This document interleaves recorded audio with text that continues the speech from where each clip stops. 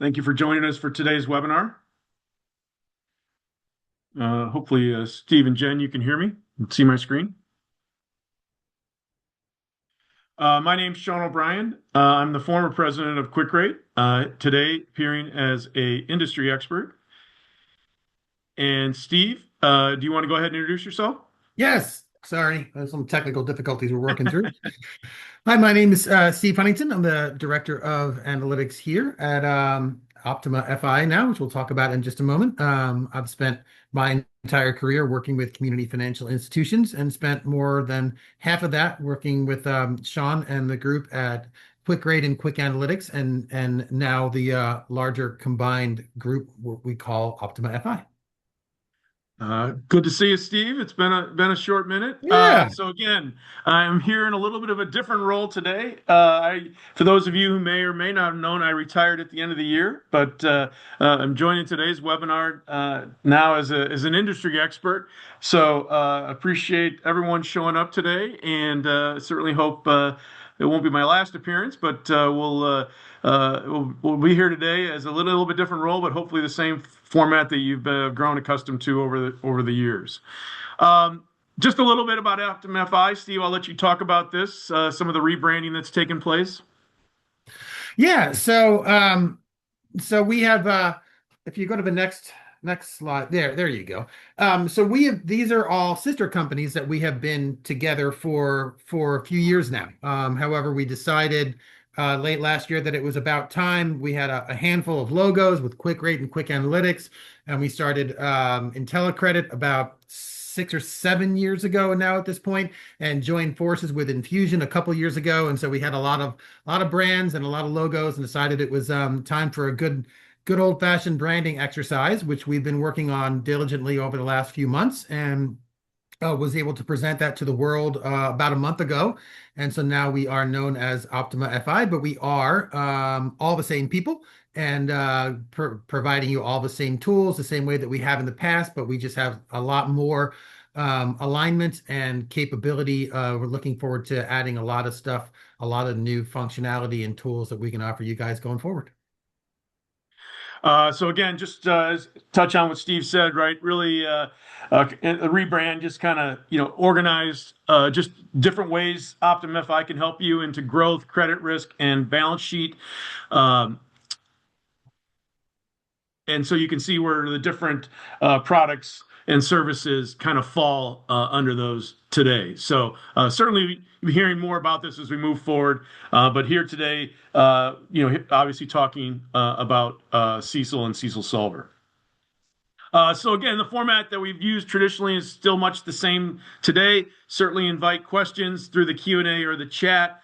You will receive a copy of today's recording and a link to the presentation and a link to the recording, excuse me, likely in an email to you on Monday. So again, appreciate you being here. And as always, to get started, we do a few polling questions to get the day rolling. So 5 questions, pretty straightforward. First one, just around past due loans. What do you expect to see in 2026 for past due loans as a percentage of total loans? And so single choice, but you can see the options available.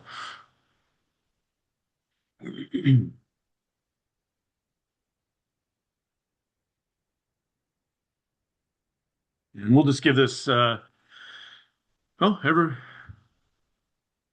just about 30 seconds to have everybody be able to respond.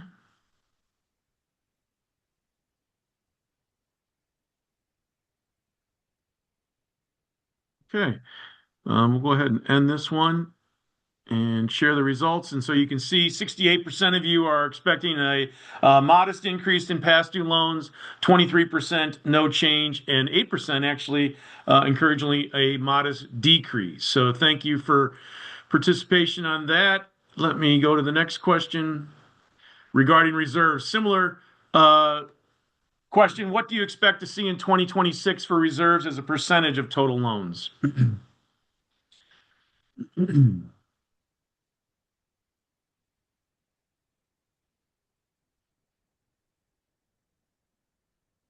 Right.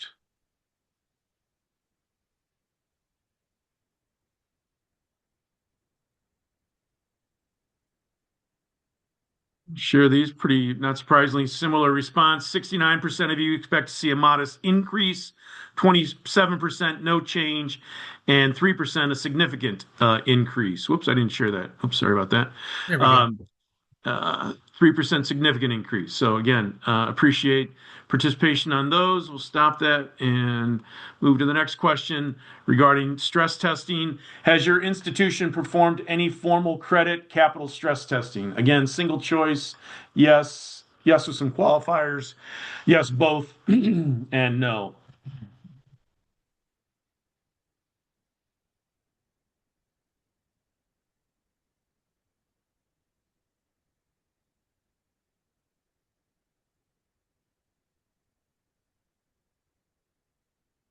Okay, we'll go ahead and end this one. Sure, this time. So pretty across the board, 55% of you don't do any, 16 do both, 18% of you do portfolio level, and 11% do loan level. So very interesting results there. Thank you for answering. And two left. Thanks for your patience. How confident are you that your current credit analysis process gives you timely, reliable visibility into your portfolio risk? Again, very confident, somewhat confident. We rely on manual processes and we are looking to improve this. So we'll give this another 30 or 45 seconds.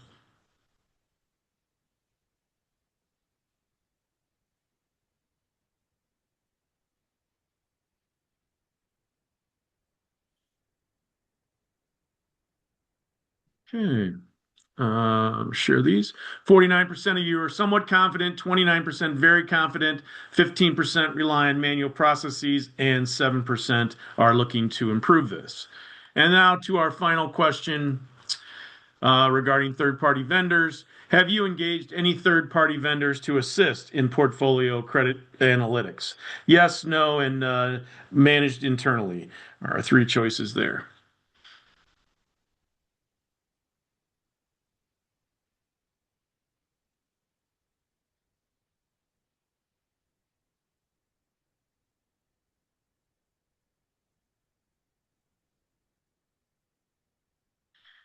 This one, 49% yes, 48% managed internally, and then 3% no, but we have in the past. So again, thank you all very much for participating in those questions today. They will be part of the email that comes to you on Monday with a copy of the slides, a link to the recording, and those polling results. Okay, so Steve's going to touch on a number of different things here today, but as you know, we continue to try to not only enhance CECL Solver, different functionality that you have available to you, but just want to share some additional information that's going to be coming your way in the near future. So always preface this with these are all optional. That doesn't directly impact the way you use CECL Solver today. So if you're happy and don't want any additional things to consider, that's fine. But these are just ways that we're trying to make the process both easier and or just more informative for you and your team. All right, Steve, take it away. Yeah, stay on that previous slide for the list for just a Okay. second. So you'll Yeah. notice there's a few new things on the list there, which is exciting. I think the last time that we spoke in this format, in a coffee talk, would have been just before the holidays last November. So it's been a hot minute since we've been with you, and thanks again, everyone, for joining us again after a couple months off. And we spent that time, there was a handful of enhancements and tools that we were working on last year, some of which we previewed for you guys that we hadn't finished working on yet. And we've obviously spent some of the time between that time and now on our internal rebranding process, but wanted to dedicate a decent bit of time today to just really going over our you might call it our roadmap for credit unions and for the CECL solver for credit unions in 2026. So in addition to some updated data that we'll talk about first, There's some significant new functionality that's part of the CECL solver, and that's also just part of your subscription that's outside of the direct framework of a CECL solver that we're going to be starting to offer to you guys as customers as we move through 2026. So look forward to that stuff, but I'm going to go ahead and demo and show you some of that now. So, but we'll start with the stress testing data. So this is not new. We've had this on the tool now in the knowledge base for a couple years, but it gets updated every mid-February every year, and so it was just recently updated on our site as well.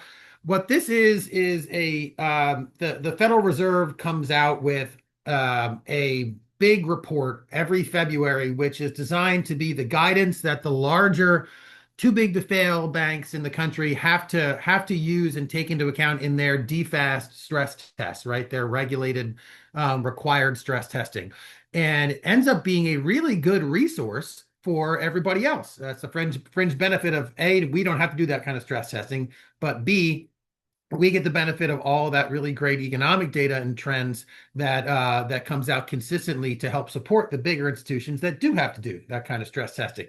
And so from that report, we get this, and this is about 10 or 12 economic data points, economic time series going back in time quarterly for 15 to 20 years, which is great. And then forward in time, 12 quarters or 3 years on a quarterly basis, which is also great. The granularity and consistency of getting all these economic data points at the same point in time on a quarterly basis, not only historically, but also consensus projections. So what they call the baseline scenario are the actual a group of economists from the Fed. They get together and they come up with 3 years worth of quarterly actual estimated projections for all these economic indicators.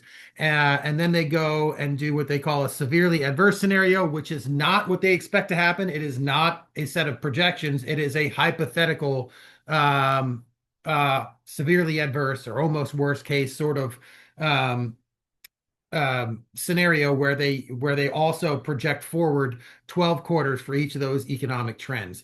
And this is rapidly becoming one of our most popular resources for external qualitative factor adjustments and defense thereof, right?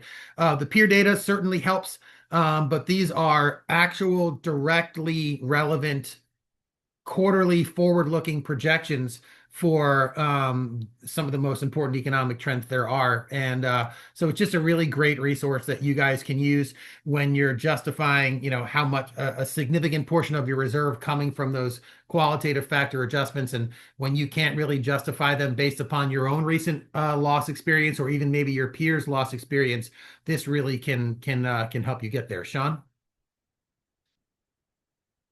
you're muted. I was trying to Oh, find the button. there you So again, I think at a minimum, I mean, I think this is wonderful to use within your stress testing. Again, I think at a minimum, I think it's good just to always a good kind of baseline of just where the Fed, who has hundreds of economists, where they just see even just the economic projections, right? We're inundated daily with estimates and outlooks for mortgage rates, inflation, GDP growth, all these things, and this just again can be a sobering baseline of this is really what they think. And so you can kind of see real GDP growth for the next couple of years, 2%. You can look at where they see the Dow being.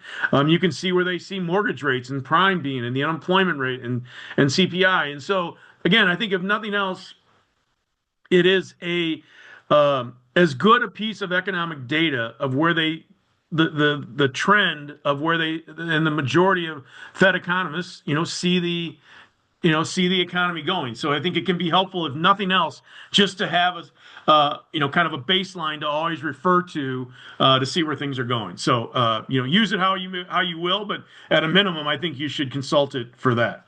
Yeah, and one of my favorite things about that is the fact that all the data is in the same quarterly chunks, and it's all as of the same point in time. When I'm usually researching economic data, I get very frustrated by a new piece of economic data will come in and it'll be for just February of this year. And then a month later, something will come in from 2025 and it looks different than the original one from that same period. They're constantly revising, retroactively revising historical data and using 1 month periods or 1 quarter periods or 1 year periods. And all that data is updated at the same point in time. And it's all quarterly going backwards and forwards in time. So it provides a very stable foundational basis for those Q factor adjustments in CECL, and also for any sort of stress testing, stress type scenarios that you might want to build on your loan portfolio. Because you made me think of something, Steve, right? Because, when you do hear all this stuff on a daily basis, right, you never really know the context in which the presenter is offering it, right? Because they're usually trying to position something, right? Was the data 1 month annualized? Was it quarterly annualized? Right. And so Seasonally adjusted or seasonally not, or adjusted, right? So you get all these different ways to present the data to support whatever position they're trying to present. And sometimes you just need a baseline of saying, okay, what's apples to apples, and using that chart can give you some apples to apples numbers. So, all right. absolutely. All right, so this is something that we're very excited about. We have previewed some areas of the industry, the interactive industry research that's coming later this year for credit unions. Last coffee talk, we had a handful of slides where we showed some of that data coming from the new industry trends and or industry research, sorry. And this is yet another different type of just kind of a taste of some of the visualizations and analyses that you guys will soon be able to do.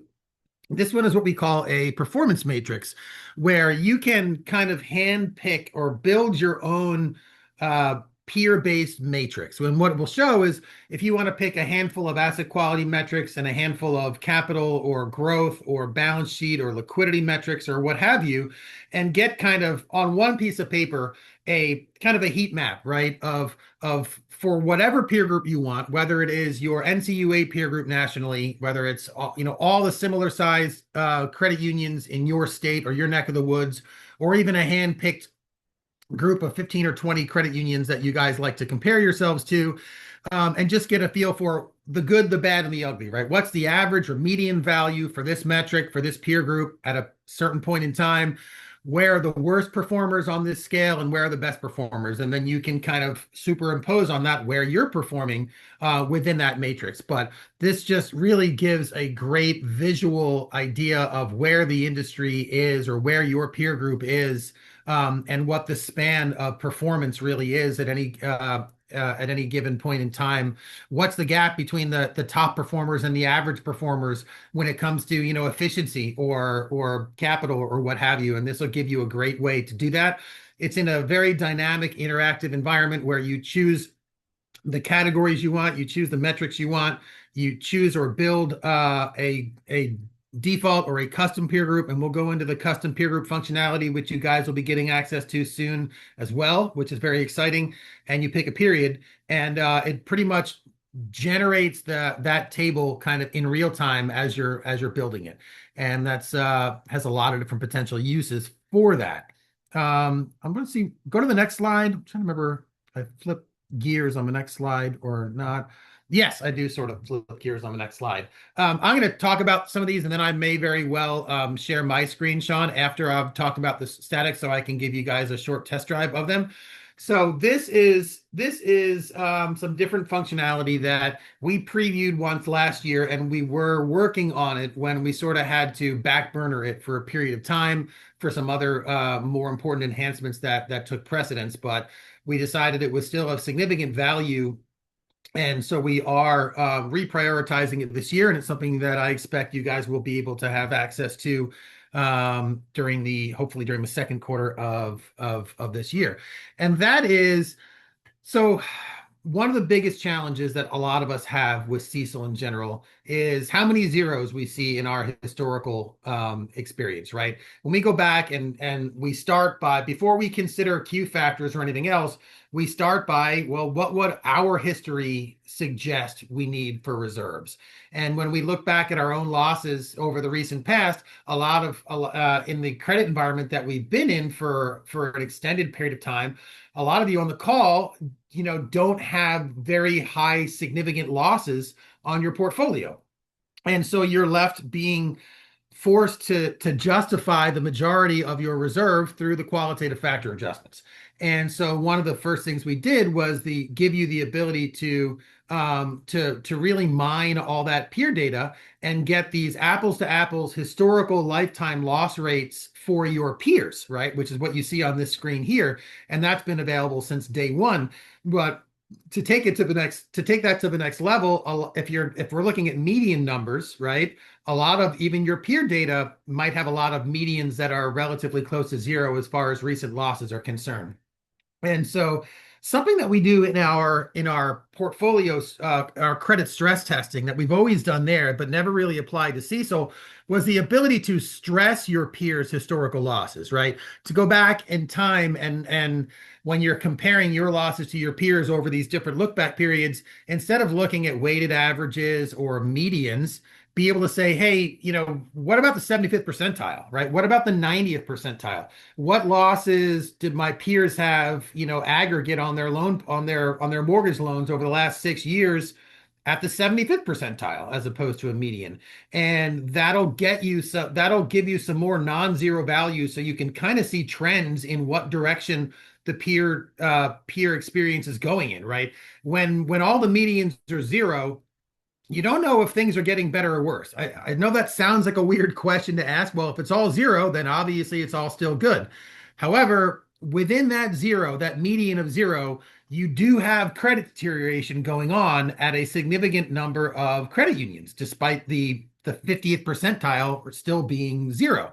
And you have no idea what direction that's going in if you're just looking at zeros. So the ability to look at a 75th or a 90th percentile gives you those sort of edge cases where you can get a feel for whether credit quality is getting better or worse at your peers before anybody else can. So that's something that's very common in the stress testing world. And so we're adapting that to a CECL, our CECL solver tool. So you'll be able to go in there and make things more punitive and type in a 75th or a 90th percentile loss rate for a particular segment or for the entire portfolio.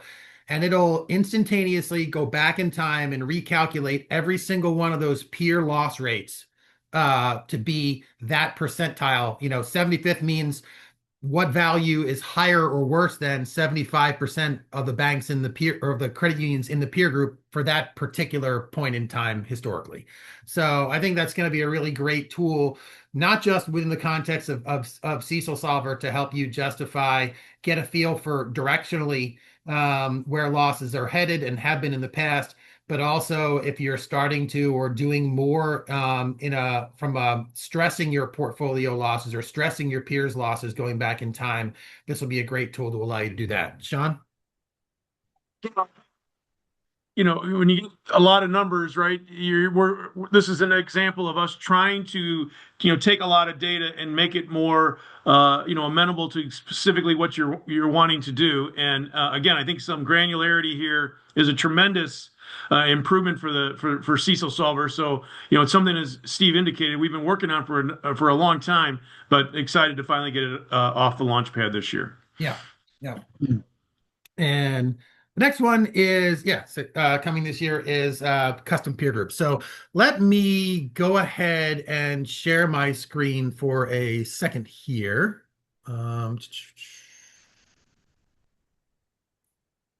Screen number 2.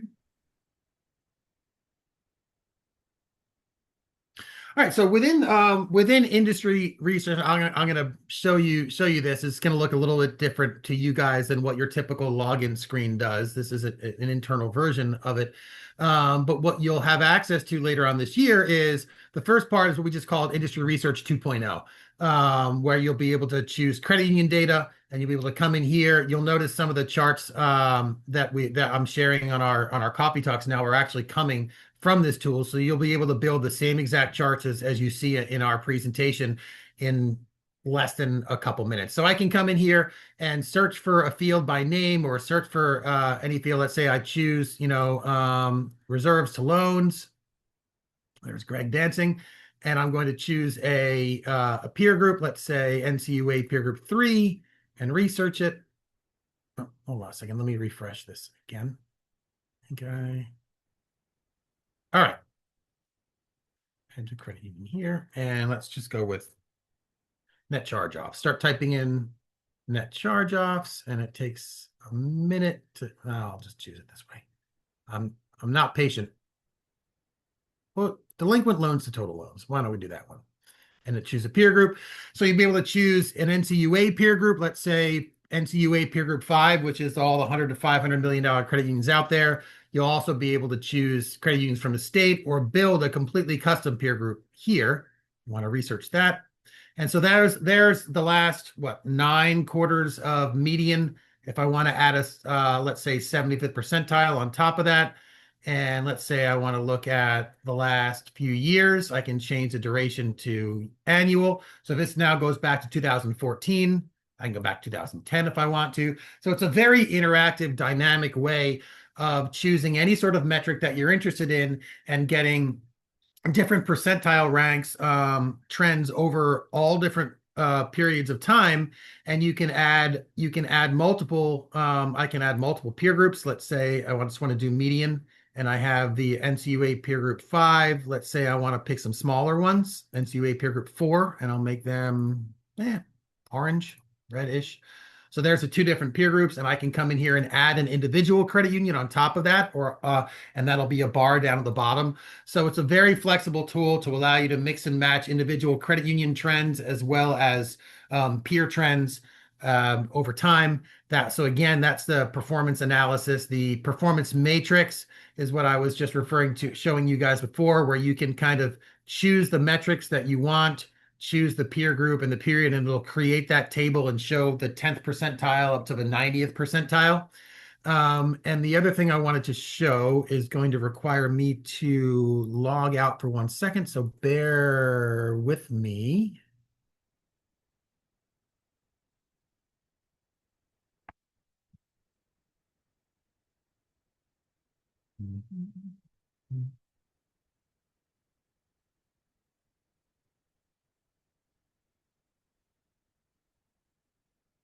All right, I can reshare now. All right, so I'm now logged in as a typical credit union here, and you don't have, again, this is something we'll be adding. You'll see the ability to create custom peer groups up here. So you'll be able to click on custom peer groups, and you'll be able to add a new one and come in here, search for individual credit unions and add them, kind of do a build up method if you want to kind of type them in one by one.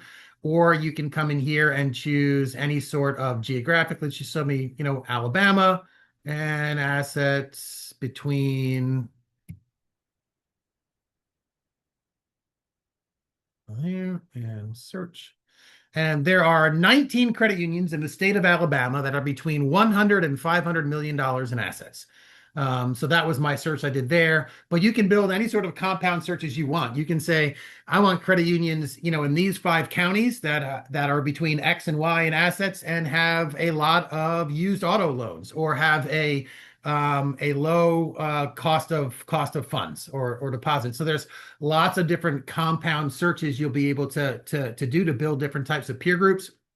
And once you have a peer group that you like, you can select the institutions that you want from it, save it as its own group, and then it'll be part of your list of you can build as many custom peer groups as you'll want to build. You can share them with other people in your organization or keep them private just to you if you so desire. And once you've created those custom peer groups, you'll be able to immediately apply them to the CECL solver tool or any of the other tools that we're be building for credit unions as we move forward here. For example, heading back to the homepage here, if I go to the credit unions at a glance, I don't know how many of you are aware or use this tool, but it's already available for you guys.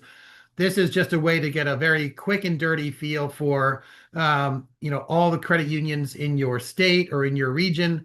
and you can sort by assets or loans or profitability. You can sort up or down or filter or remove columns. A very flexible tool here to do some industry research.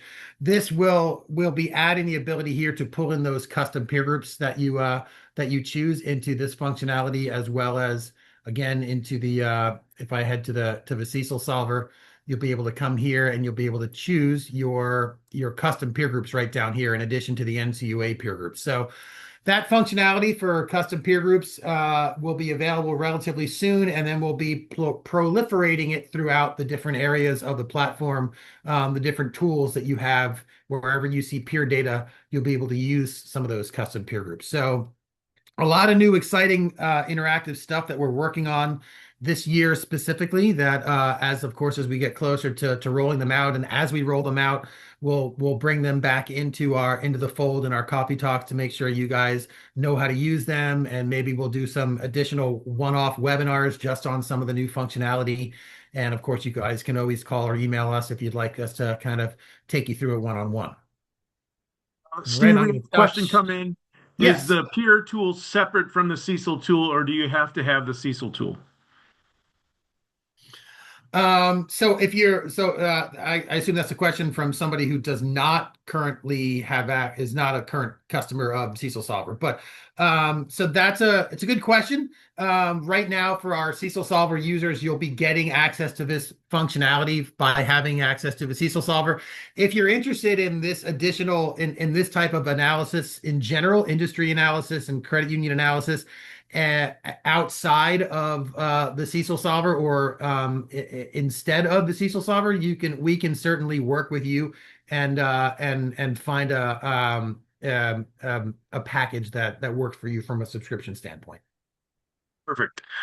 So the next part is just talking about some industry credit trends update, as Steve is prone to do over the years and quarters. So Steve, you want to go ahead and take it away from here? Yeah. Well, let me there we go. So this, well, yeah, great application of that new interactive industry research. I just pulled up reserves to loans and I looked at median and 75th percentile for, I think I chose NCUA peer group 5. That's all the 100 to $500 million credit unions out there. And we've talked about this before. What did we see happen? We saw a big jump in the first quarter of 2023. That was the beginning of CECL.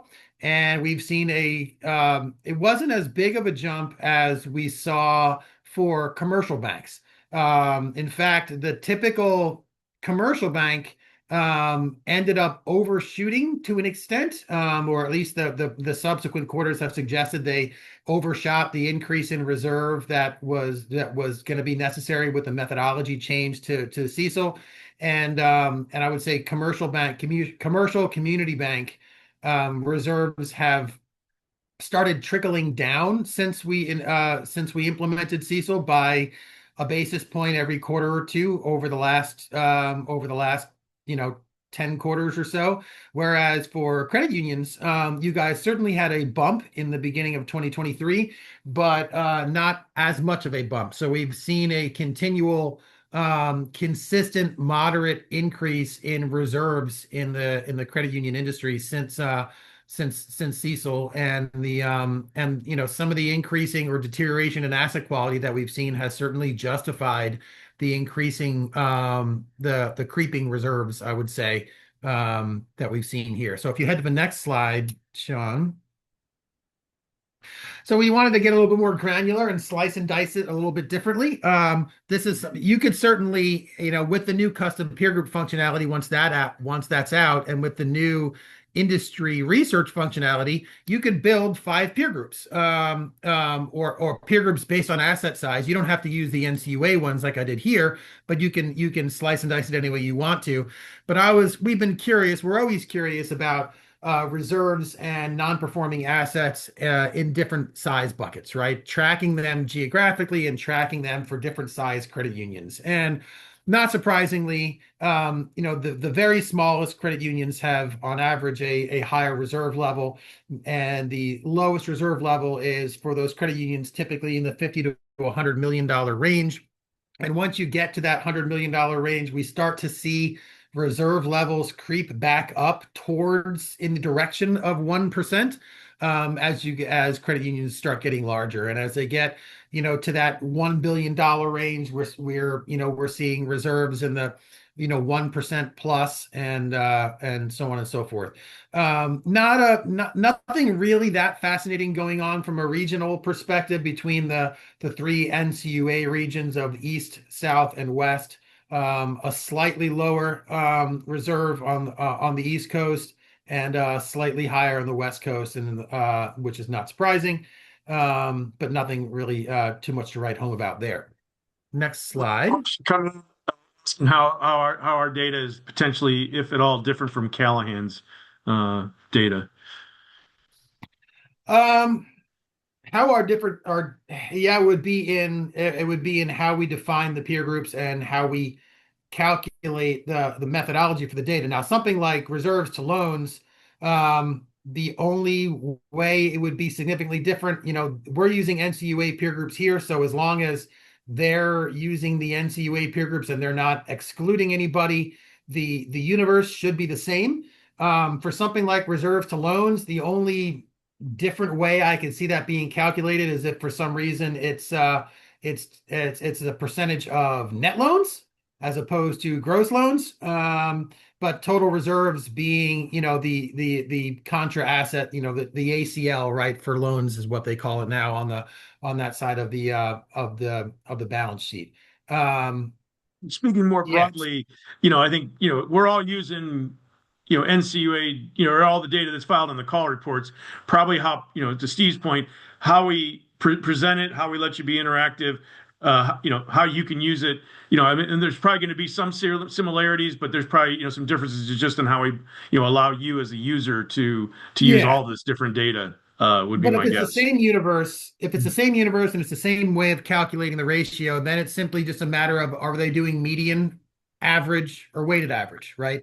And Right. that's typically where we see the biggest changes. If someone is doing a weighted average, that's going to be very different than a simple average, and that's going to be very different than a median, especially when it comes to credit quality stuff, right? When you're looking at net chart or charge offs or recoveries or past due loans at the segment level, especially it's something at the segment level, the majority of the institutions are going to have zeros for, charge offs for any particular individual segment of their loan at any point in time. So medians of things that are that granular are always very underrepresented. They're always like zeros. You have to get to 70th, 80th, 90th percentiles when you're using percentile rank to calculate trends in order to get more directionally helpful data. Averages are going to do a little better job of that. Weighted averages are going to do the best job of taking all the losses in the entire peer group, no matter who they're coming from, and then dividing it by the aggregate balances and giving you those trends. So when you're looking at some of those, if you're not using a higher percentile and you're doing things like gross charge-offs or recoveries, weighted average is typically a better way to do it. But that's probably going to account for the any significant differences there. Good question. All right, what's next? All right, so we talked about reserves. Let's talk about delinquent loans. So we always see a significant element of seasonality there. That's why you'll see, four up, one down, or three up, one down, three up, one down. At the end of each year, you see spikes in delinquent loans, and then either in the first quarter or second quarter of the subsequent year, you see a significant drop. So what you want to do is be comparing same quarter of the previous year to really get a feel for the direction. But if you just kind of, back away from this trend, you'll see, you'll see that seasonality zig, but you'll also see a little bit of an evening out of that trend. So we've seen a slight, I would say, evening out of a delinquent loans from for this particular peer group, but looking at it from that perspective. Next slide, and that's median and 75th percentile. So here, when we look at it, when we look at the segment level, so we split it out into, 1 to 4 family, new vehicle, used vehicle, credit card loans. I've highlighted and circled same period, same quarter from previous years.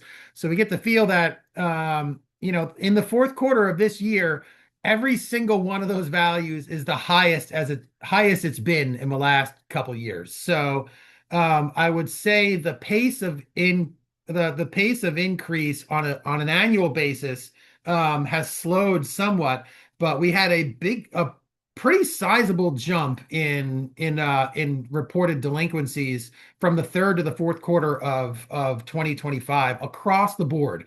And right now, as of the end of last year, every one of these segments has the highest delinquencies for typical credit unions that we've seen in a while. So there's some storm clouds on the horizon. There's some bright spots depending upon how you want to derive your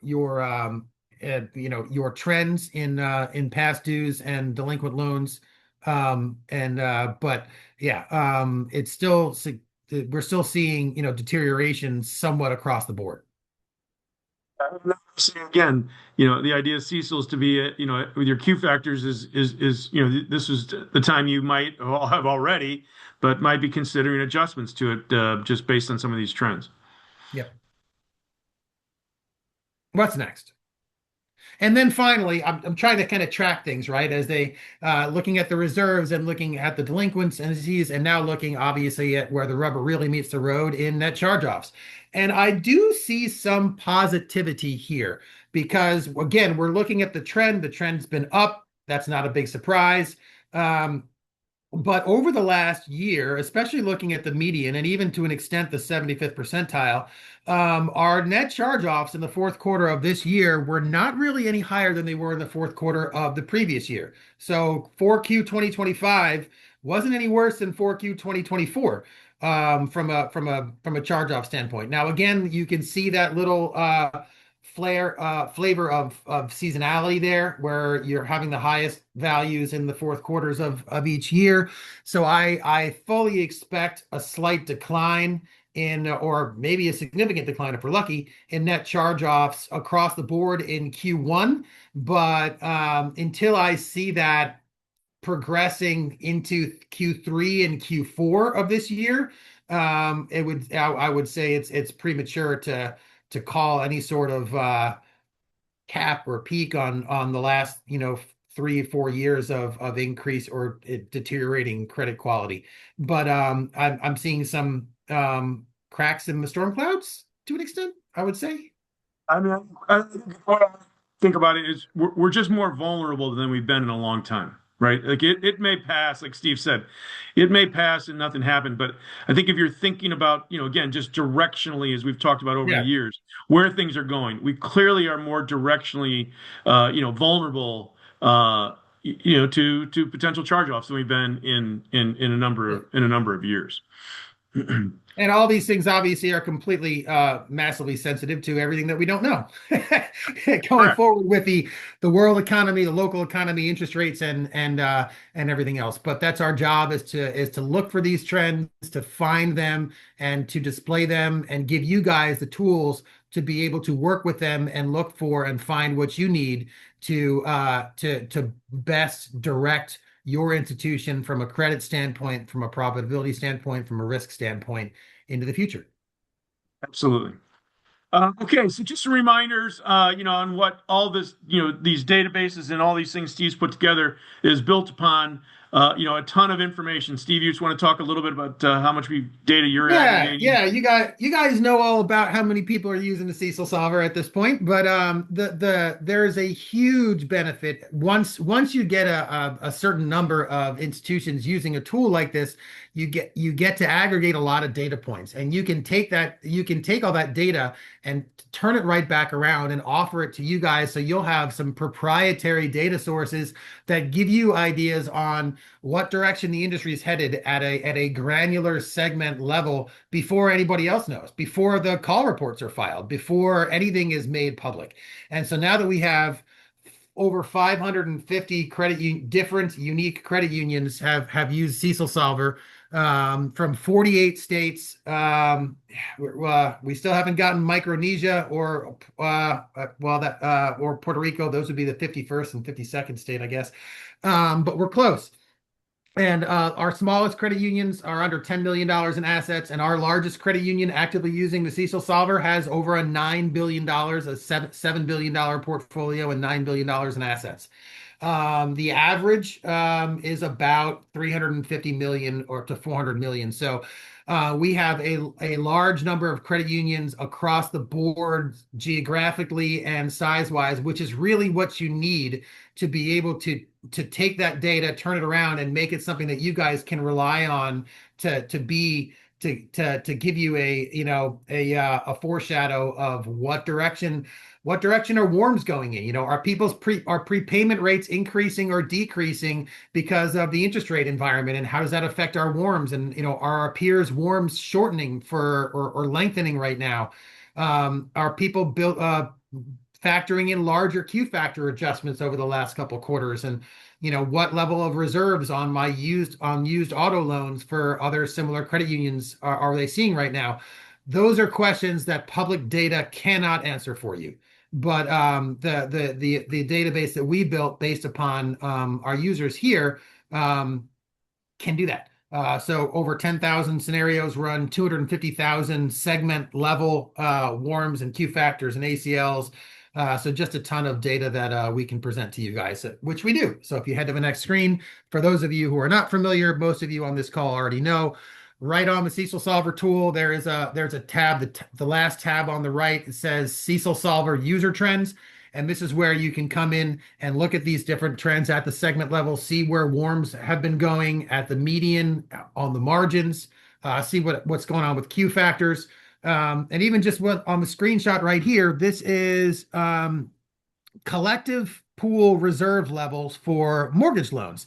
And you'll see on the chart on the right shows 25th percentile, median, and 75th percentile. And as we've been talking about, well, as we see here, interestingly, despite delinquencies, increasing kind of across the board, reserve levels, collective pool reserve levels for credit unions, for mortgages have been sliding, have been trickling slightly downwards since we implemented CECL 3 years ago. But what's also very interesting is the range. Look at the gap between the 75th, 25th, and 75th percentile on that chart on the right. The blue bar, the blue line on the bottom is a 25th percentile. The orange one on the top is 75th. You could drive a truck through the gap between the reserve level for 25th and 75th percentile. What does that tell me? That tells me that examiners did not have it dialed in. Auditors did not have it dialed in. It was the Wild West. Nobody knew what to expect. And so there wasn't really good guidance or pushback on what levels were appropriate. And as some of that uncertainty about reserve levels under CECL has settled down, and we've had a couple exam cycles, I'm sure you guys have felt this in your audits and in your exams, more detailed questions, probably a better fine-tuned feeling, not only from you guys with your modeling, but also from your examiner as to where they expect you guys to fall in a reserve level. So what happens when that happens? You'd expect the range, that people are within to get smaller. And that's exactly what happened. The range of 25th to 75th percentile in reserve levels for mortgage loans is half of what it was 3 years ago, which I think is fascinating, but I'm a dork like that. So, Sean, any other thoughts? And this is just that same thing. This is you can export all that CECL Solver user data, and you can take those trends, put and do what you will with them, not just in the interactive environment, but also in an Excel environment. And again, I think just again more data to try to give you context, and just again make the best decision for your institution. Yep. Okay. If there's any final questions, go ahead and please submit those now. Just a reminder again, you will receive an email Monday, likely Monday, with a copy of the slides, a link to the recording, results of the polling questions. Certainly reach out with any questions you have. And again, submit any final questions before we let you go. Just a reminder, you can find all the past videos and webinars on our YouTube channel. We are offering, if you want to try to drill down deeper into your loan portfolio, we have Optimify has a portfolio analysis tool that again pulls loan level data that can be very helpful in just administering your portfolio. And so again, we want you to be able to try it out before you have to make any decisions. So there is a 3 month free trial available. Matt, thank you for the kind words in the Q&A. We appreciate that. And let's see the final slide. I think that's it. If I there's would like it noted for the record, I came in comfortably under the 1 hour mark. And so if everyone can make a note of that, I'll take Well done, Steve. Well done. proud of myself Uh, today. Yeah, absolutely. Well, again, thank you all for joining us. Hope you have a great weekend. Have a happy St. Patrick's Day next week. And we'll look forward to you on the next CECL talk. Steve, any final words before we let him go? No, I like once again to thank you personally, Sean, Sure. for coming back in and assisting me today with the coffee talk. Happy to do it anytime. All right. Thanks, everybody. Have a great weekend. We'll Thanks, talk to you everyone. soon. Thanks. See ya. Bye.